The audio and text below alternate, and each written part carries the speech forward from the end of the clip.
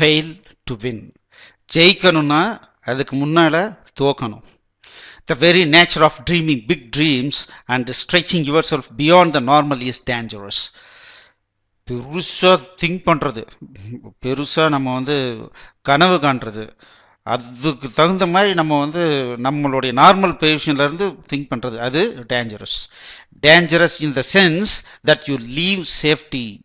Dangerous அப்படிங்கிறது எந்த சென்ஸ்ல சொல்றேன்னா, that you leave safety, you leave routine, you leave the common world where unhappy people smile giant smiles when they are asked to pose for a picture. ஏன்னா நீங்க அந்த மாதிரி பெருசா சாதிக்கணும்னு நினைக்கும் போதே நீங்க ஒரு கரண்ட் பொசிஷன்ல இருந்து நீங்க வெளியே வரணும். நீங்க ருட்டீனா என்ன பண்ணிட்டு இருக்கீங்களோ அதுல இருந்து வெளியே வரணும். நீங்க சில சாக்ரிஃபைஸ் பண்ணணும். அதுல இருந்து வெளியே வரும்போது தான் நீங்க அதை அச்சீவ் பண்ணணும். அந்த விஷயத்துல அது டேஞ்சரஸ் தான். Feeling a little poetic on this hot summer's day. And as you leave your cocoon of comfort, cocoon என்ன தெரியுங்களா? அந்த பருத்தி இது பட்டு இருக்கு இல்லைங்களா, அதான் கொக்குன். அதுக்குள்ளார இருந்து அந்த பட்டு கம்பளி பூச்சி வெளியே வருதுன்னு வச்சுங்களேன். ஸோ அதுக்குள்ளார இருக்கிற வரைக்கும் ரொம்ப கம்ஃபர்டபுளாக அப்படியே தூங்கிக்கிட்டே இருக்கும். வெளியே வந்துருச்சுன்னா என்ன, ஸோ அது எல்லாம் பறந்து போய் அது தன்னை காப்பாற்றிக்கு நிறைய வேலை பண்ணணும், சரிங்களா? And as you leave your cocoon of comfort, you will certainly fail more than your neighbors. உங்க பக்கத்து வீட்டுக்காரங்களை விட நீங்க அடிக்கடி ஃபெயில் ஆகிட்டே இருப்பீங்க. and those who live a life called ordinary. மற்றவங்கலாம் எப்படி ஆர்டினரி லைஃப் லைவ் பண்ணிட்டு இருப்பாங்க, அவங்களோட கம்பேர் பண்ணும்போது நீங்க தோத்துக்கிட்டே இருப்பீங்க. But one must fail to win. ஆனா ஒருத்தன் ஃபெயில் ஆனா தான் ஜெயிக்க முடியும். One must be willing to risk greatly to reach your personal mountain top and your authentic definition of success.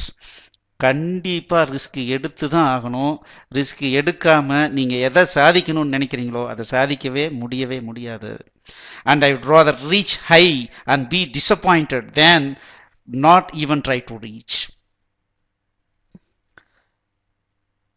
and when I fall, I get back up, dust myself off and start again.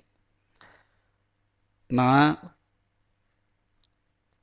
ட்ரையே பண்ணாம இருக்கிறத விட ஒரு முயற்சி எடுத்து அதில் disappoint ஆனாலும் பரவாயில்ல, ஒரு முயற்சி எடுக்கணும். எடுத்து நான் எப்போ விழுவுறனோ அப்போ மறுபடியும் எந்திரிச்சு மறுபடியும் ஸ்டார்ட் பண்ணணும். இதை திரும்ப பண்ணணும். Visor, stronger and more committed, just like you.